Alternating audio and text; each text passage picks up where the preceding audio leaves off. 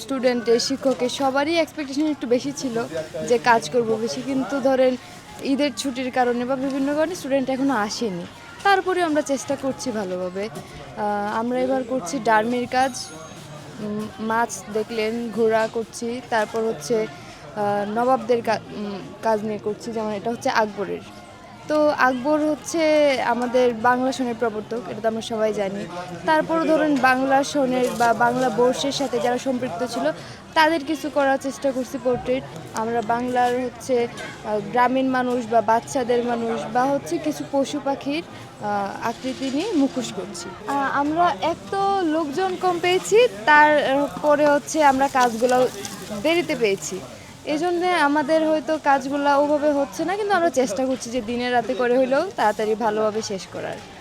আর সরা পেইন্ট করা হচ্ছে, মানে বাকি প্রত্যেক বছর যা করা হয় তা তো করা হচ্ছে, এবার একটু অন্যরকমভাবে করার চেষ্টা করা হচ্ছে।